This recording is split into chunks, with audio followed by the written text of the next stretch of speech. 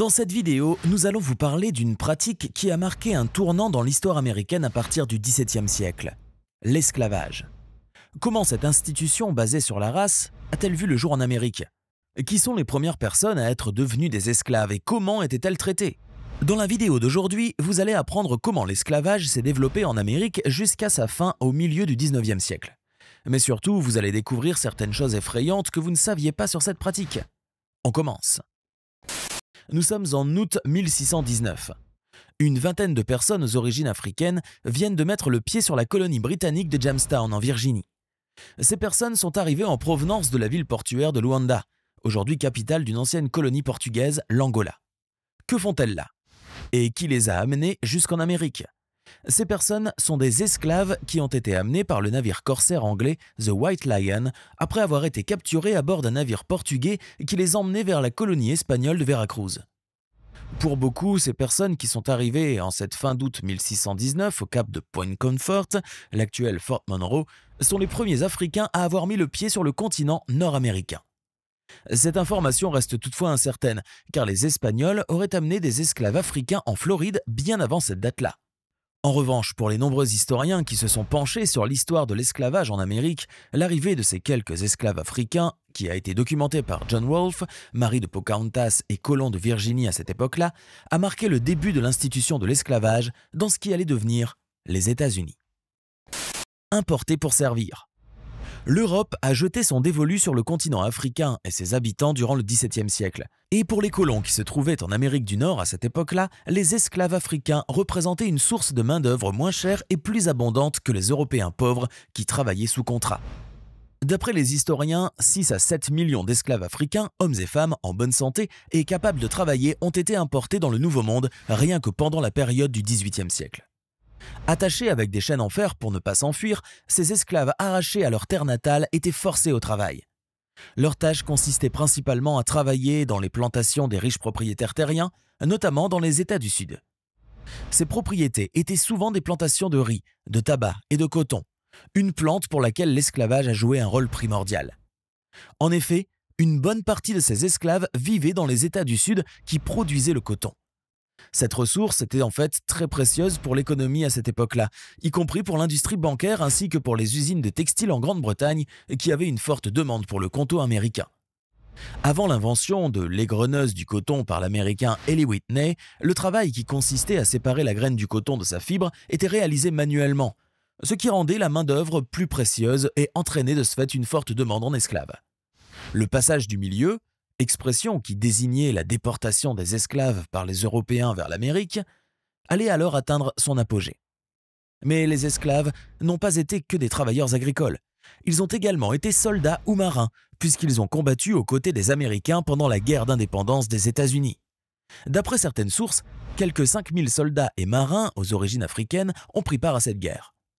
Patriotisme ou pas, les esclaves ont contribué à la cause américaine, et l'un des premiers martyrs de cette cause était un esclave du nom de Crispus Attucks, qui a été tué par les soldats anglais lors du massacre de Boston, au Massachusetts, en 1770. L'esclavage, le commerce et la déshumanisation. Beaucoup de personnes en Amérique possédaient des esclaves, à commencer par les présidents. George Washington, par exemple, ainsi que Thomas Jefferson, le 3e président des États-Unis, avaient des esclaves. Mais pour pouvoir s'offrir des esclaves, il fallait les acheter bien sûr. Ceux qui en avaient les moyens avaient de quoi s'offrir une armada de ces personnes pour les faire travailler dans leur domaine comme ouvriers agricoles ou comme serviteurs. L'histoire se souviendra par ailleurs des ventes aux enchères qui étaient organisées pour vendre ces pauvres personnes qui revenaient au plus offrant, et de la lettre de John Rolfe dans laquelle ce dernier indiquait que les esclaves avaient été échangés contre de la nourriture. On retiendra aussi les images de ces femmes et de leurs enfants qui étaient réduits en esclavage et de ces esclaves dont les corps portaient les cicatrices des punitions infligées par les esclavagistes.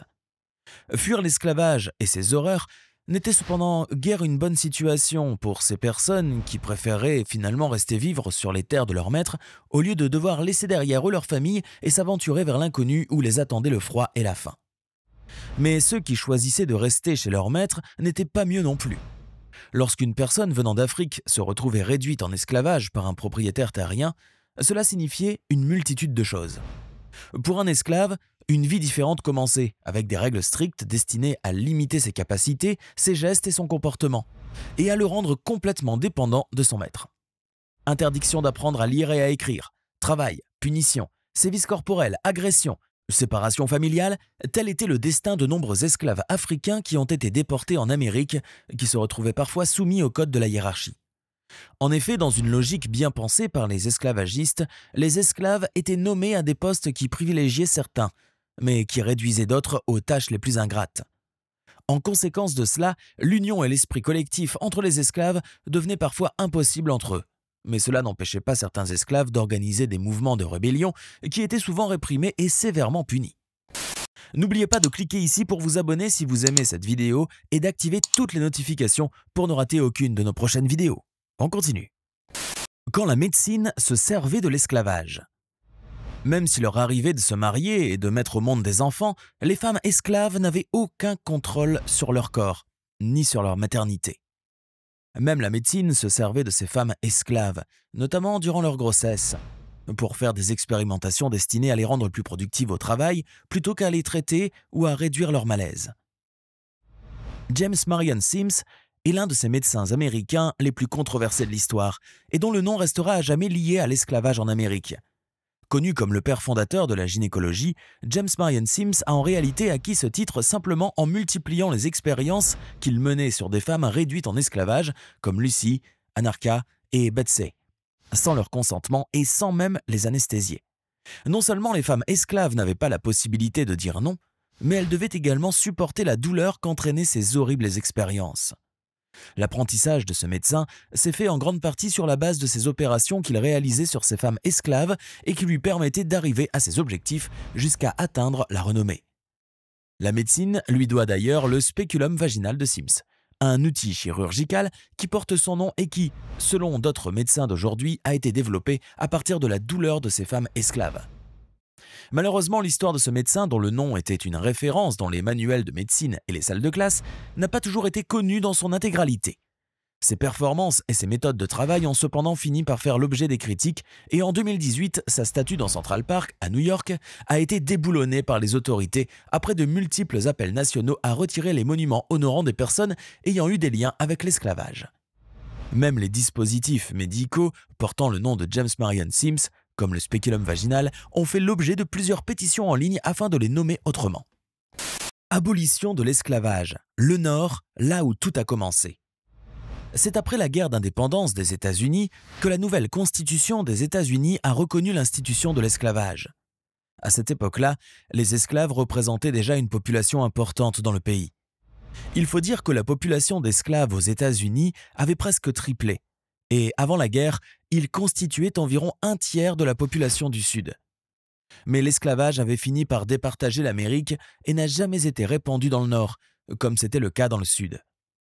Si les États du Sud tenaient au travail des esclaves africains sur les terres agricoles, ceux du Nord appelaient à l'abolition de cette pratique, voyant par là une oppression des Africains qui rappelait celle faite par les Anglais. Cela dit, une véritable campagne abolitionniste a commencé dans le Nord à partir des années 1830 et a connu une expansion jusqu'aux années 1860. Dans ce Nord anti-esclavagiste, le mouvement abolitionniste a pris de l'ampleur grâce aux actions menées par des partisans blancs comme Harriet Beecher Stowe, auteur du roman La casse de l'oncle Tom, William Lloyd Garrison, fondateur du journal The Liberator, ou encore par des Noirs libres comme l'orateur Frederick Douglass. Et tous les moyens étaient bons pour libérer les autres esclaves. Le chemin de fer clandestin en est l'un des meilleurs exemples. Cela consistait en un réseau de routes, de chemins et de refuges sûrs qui ont été utilisés par les esclaves afro-américains qui se sont échappés avec l'aide des abolitionnistes jusqu'à arriver à l'actuel Canada.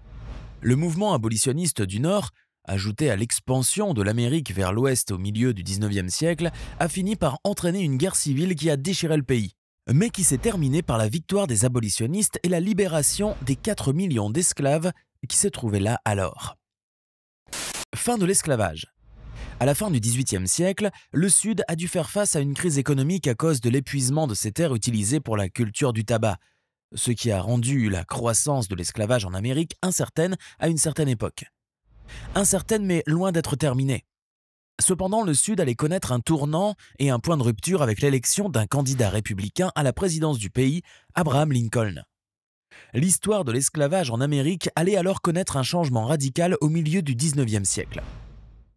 Le 22 septembre 1862, Abraham Lincoln proposa l'émancipation des esclaves rebelles. Quelques mois plus tard, le 1er janvier 1863, la proclamation d'émancipation était officialisée et établissait que tous les esclaves des États confédérés en rébellion contre l'Union seront alors désormais et pour toujours libres. C'était le début de la fin de l'esclavage. La proclamation d'émancipation libéra quelques 3 millions d'esclaves dans les États rebelles. Et le 13e amendement, adopté en décembre 1865, abolit officiellement l'esclavage. Les personnes qui avaient été précédemment réduites en esclavage avaient désormais des droits de citoyenneté. Ils pouvaient également bénéficier de l'égale protection des lois de la Constitution dans le 14e amendement, ainsi que du droit de vote dans le 15e amendement. En revanche, pour de nombreux esclaves, les effets de cette émancipation n'ont pas été immédiats, mettant beaucoup de temps à se concrétiser, car les dispositions énoncées par la Constitution étaient souvent ignorées ou non respectées. Résultat, les citoyens noirs se sont vus confrontés à de nombreuses difficultés qui les empêchaient de contribuer à l'économie d'après-guerre. Mais elles ont également dû faire face à d'autres restrictions et à des codes régressifs destinés à les défavoriser. Comme si cela ne suffisait pas, les Afro-Américains ont vu naître un nouveau phénomène dans le pays, la montée d'organisations racistes comme le Ku Klux Klan, qui marquait la renaissance de la suprématie blanche, laquelle avait déjà connu le triomphe dans le Sud en 1877. L'esclavage du XVIIe siècle à aujourd'hui. Le mois d'août 2019 marquait le 400e anniversaire de l'arrivée des esclaves africains en Amérique. Il convient toutefois de rappeler qu'il y a quelques années, le 1er novembre 2011, l'ancien président américain Barack Obama avait déjà signé une proclamation qui faisait de Fort Monroe à Hampton, en Virginie, un monument national. Cette proclamation venait ainsi symboliser l'arrivée des esclaves africains dans les colonies anglaises en Amérique en 1619 et le début d'une longue phase de l'histoire américaine. L'esclavage restera à jamais un pan important de l'histoire des États-Unis, qui a toutefois contribué à l'établissement et à la survie des colonies dans les Amériques et dans le Nouveau Monde de manière générale. Anthony, Isabella, Lucy, Angelo, l'histoire se souviendra toujours de ces noms portés par des personnes qui se sont retrouvées réduites en esclavage, contre leur gré. Pour beaucoup aussi, l'esclavage a changé à jamais le cours de l'histoire américaine, et ses conséquences persistent encore jusqu'à aujourd'hui. Car malheureusement, l'institution d'esclavage basée sur la race a eu un impact fort au cours des siècles qui ont suivi l'arrivée des Africains en Amérique. D'abord durant la période de la reconstruction qui a suivi la guerre de sécession et jusqu'au mouvement des droits civiques appelant à la déségrégation qui est apparu dans les années 1960, soit un siècle après la proclamation d'émancipation. Aujourd'hui encore et après toute cette longue période, le racisme et la discrimination existent toujours en Amérique, héritage de l'esclavage qui a commencé un jour d'août de 1619. Maintenant, dites-nous dans les commentaires, connaissiez-vous déjà l'histoire de l'esclavage en Amérique avant de regarder la vidéo d'aujourd'hui? Que savez-vous d'autre sur cette pratique?